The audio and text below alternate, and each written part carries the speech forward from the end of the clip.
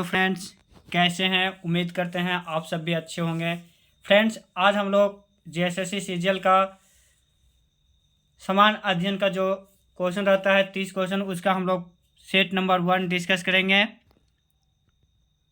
पहला, श्रीलंका की आधिकारिक राजधानी का नाम क्या है?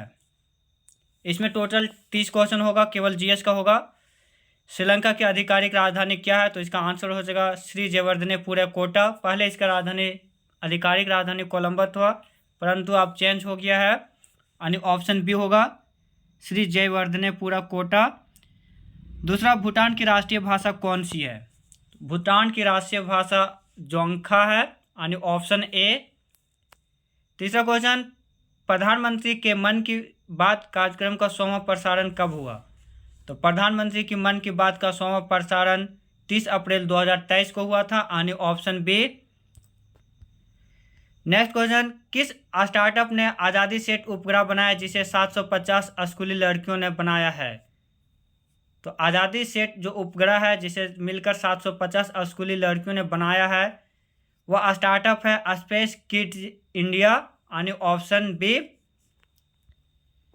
पांचवा क्वेश्चन, हो मुंडारी निकोबारी खासी खड़िया भाषा किस भाषा समूह से संबंधित है? यानी हो मुंडारी निकोबारी खासी और खड़िया भाषा समूह किस भाषा से संबंधित है? तो ये सारा आस्टिक भाषा समूह से संबंधित है, यानी ऑप्शन सी। फ्रेंड्स, हम लोग इसमें कम टाइम में पूरा 30 क्वेश्चन देखेंगे एक प्रैक्टिस सेट के रूप में। छठा क्वेश्चन है, भारत का पहला शून्य कार्बन उत्सर्जन वाला हवाई अड्डा कहाँ निर्माणाधीन है? तो ये जेवर अंतर्राष्ट्रीय हवाई अड्डा है, नोएडा उत्तर प्रदेश में, यानी ऑप्शन बी। छठा, बुद्ध का अर्थ क्या है? तो बुद्ध का अर्थ होता है ज्ञान प्राप्ति, यानी ऑप्शन ए। आठवां, निम्नलिखित में से कौन सुमेलित है? तो सुमेलित जो दिया हुआ ऑप्शन 4, इसमें जो एक ही सुमेलित है शमशेर सिराज आफिफ। इसका जो कृति है वह है तारिक ए फिरोज शाही। बाकी जियाउद्दीन बर्नी का होगा फतवा ए जहांगीरी। तो जो सुमेलित है वो ऑप्शन ए में ही है, बाकी सुमेलित नहीं है। इब्न बतूता का एक प्रसिद्ध बुक है, वो है रेहला। इब्न बतूता जो कि मोरक्को का निवासी था। नौवां, शिवाजी महाराज के शासनकाल में मंत्री परिषद को किस नाम से जाना जाता था? तो अष्टदिग्गज जो है यह कृष्णदेव राय के शासनकाल में जाना जाता था। और नवरत्न, अकबर के नवरत्नों को, जो 9 विद्वान थे उनको नवरत्न कहा जाता था, जबकि शिवाजी के जो शासनकाल में मंत्री परिषद था उसे अष्टप्रधान बोला जाता था, यानी ऑप्शन डी। 10वां, निम्नलिखित में से कौन सा उपन्यास भारत में स्वतंत्रता सेनानियों के लिए प्रेरणा का स्रोत बना था? तो भारत में स्वतंत्रता सेनानियों के लिए जो प्रेरणा का स्रोत बना था वह उपन्यास था बंकिम चंद्र चटर्जी का आनंद मठ, यानी ऑप्शन बी।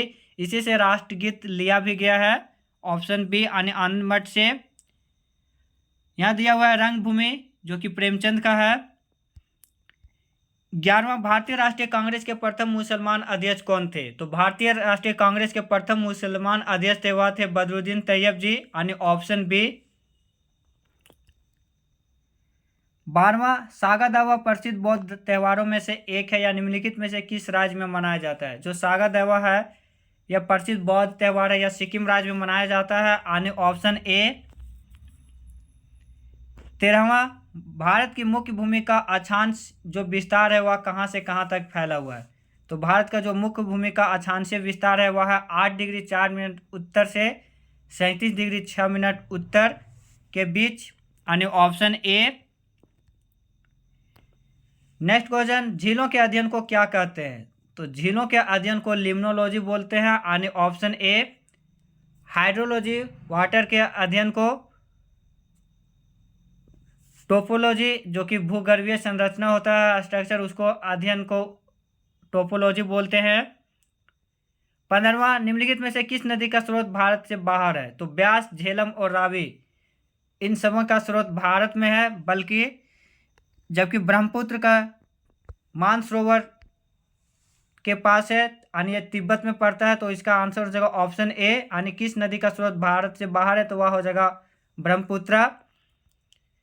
16वां, झूम कृषि अभी भी कहाँ प्रचलित है? तो झूम कृषि मिजोरम, नागालैंड, मणिपुर, ये सभी जगह प्रचलित है। यानी ऑप्शन डी। 17वां, विश्व में सबसे बड़े यूरेनियम भंडार में से एक माने जाने वाला तुम्मलपल्ले निम्नलिखित में से किस राज्य में है? तो यूरेनियम का भंडार तुम्मलपल्ले जो कि आंध्र प्रदेश में है। यानी ऑप्शन डी। क्योटो प्रोटोकॉल किस वर्ष में प्रभावी हुआ था? तो क्योटो प्रोटोकॉल 2005 में प्रभावित हुआ था। यानी ऑप्शन ए। क्योटो प्रोटोकॉल जो कि यह सम्मेलन हुआ था, जापान का एक शहर है क्योटो, वहां पे यह 2005 में प्रभावित हुआ था। अगला, भारत में योजनाबद्ध अर्थव्यवस्था किस पद्धति पर आधारित है? तो जितना भी योजनाबद्ध अर्थव्यवस्था भारत में, वह है समाजवादी अर्थव्यवस्था।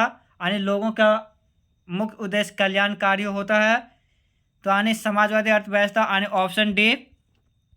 20वां, विश्व आर्थिक क्षेत्र यानी स्पेशल इकोनॉमिक जोन की अवधारणा सबसे पहले किसने शुरू की थी? तो स्पेशल इकोनॉमिक जोन की अवधारणा सबसे पहले भारत ने शुरू किया था। यानी ऑप्शन सी। 21वां, विदेश में वस्तुएं घरेलू बिक्री दाम से कम दाम पर बेचने को क्या कहते हैं? यानी अपना देश में जो दाम है कोई वस्तु को अगर विदेश में ले जाकर उसे बेचते हैं तो वह कम दाम में बेचा जाता है, तो उसे हम लोग पाटना बोलते हैं। यानी डंपिंग। Option C.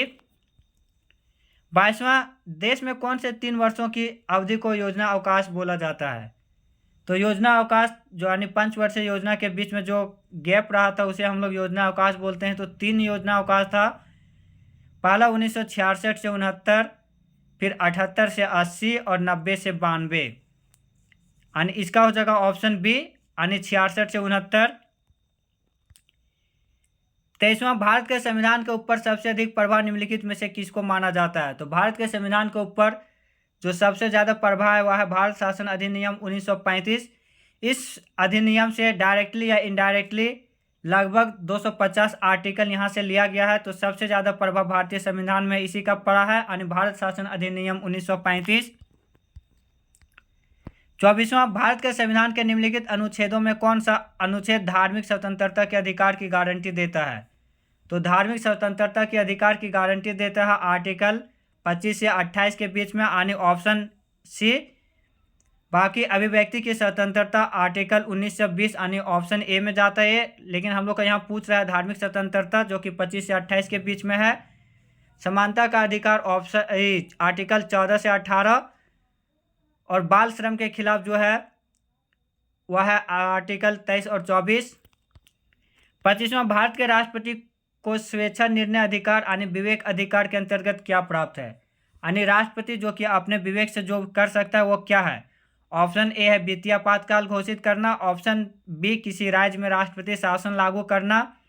ये भी नहीं है, वित्तीय आपातकाल जब तक संसद नहीं पारित करेगा तब तक ये नहीं होगा। राज्य जबकि राष्ट्रपति शासन लागू करना ये उस जिस राज्य में लागू होगा उस राज्य का जब तक राज्यपाल ये नहीं बोलेगा तब तक राष्ट्रपति नहीं इसमें भी होगा राज्य। यानी ये भी राष्ट्रपति अपना विवेक से नहीं लागू करेगा। ऑप्शन सी है प्रधानमंत्री की नियुक्ति। ये किसी भी जब चुनाव होता है लोकसभा का तो राष्ट्रपति उस समय जो बहुमत दल का नेता होता है या फिर जो ज़्यादा सीट प्राप्त करता है उस दल के नेता को राष्ट्रपति आमंत्रित करता है खुद। तो ये हो जाएगा यानी ऑप्शन सी इसका प्रधानमंत्री की नियुक्ति। राष्ट्रपति अपना स्वेच्छा निर्णय से अधिकार इस पे है। मुख्य चुनाव की नियुक्ति ये भी राष्ट्रपति डायरेक्टली नहीं करता है अपना विवेक से। 26वां, भारतीय संविधान के किस संविधान संशोधन द्वारा पंचायती राज व्यवस्था को संवैधानिक दर्जा दिया गया था? तो पंचायती राज व्यवस्था को संवैधानिक दर्जा 73वां संविधान संशोधन द्वारा दिया गया था।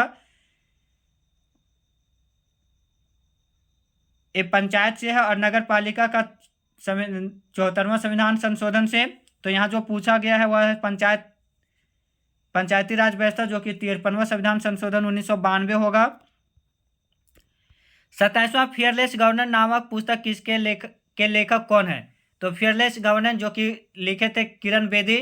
ये पांडिचेरी की उपराज्यपाल भी रह चुकी है। तो यहाँ पे गवर्नर से गवर्नेंस कनेक्ट कर सकते हैं। इसको लिखे हैं फियरलेस गवर्नेंस को, लेखक हैं वह किरण बेदी। यानी ऑप्शन बी। प्रभात कुमार जो झारखंड के पहले राज्यपाल रह चुके थे अरविंद केजरीवाल अभी दिल्ली के वर्तमान मुख्यमंत्री हैं। 28वां रोजर फेडरर का संबंध किस खेल से है? रोजर फेडरर जो कि स्विट्जरलैंड के खिलाड़ी हैं, इनका संबंध है लॉन टेनिस। यानी ऑप्शन सी। 29वां भारत में सामुदायिक विकास कार्यक्रम की शुरुआत कब हुई थी? भारत में सामुदायिक विकास कार्यक्रम की शुरुआत हुआ था 2 अक्टूबर 1952। यानी option D. Last question, Jharkhand Bharat के किस भाग में स्थित है? तो झारखंड भारत के उत्तर पूर्वी भाग में स्थित है। यानी ऑप्शन ए। तो फ्रेंड, बहुत कम समय में हम लोग लगभग 10-11 मिनट में 30 क्वेश्चन को डिस्कस किए। जो भी चैनल में नए होंगे प्लीज़ चैनल को लाइक करके सब्सक्राइब भी ज़रूर कीजिएगा, साथ में दोस्तों के पास शेयर भी ज़रूर कीजिएगा। लास्ट तक क्लास देखने के लिए धन्यवाद। जय हिंद।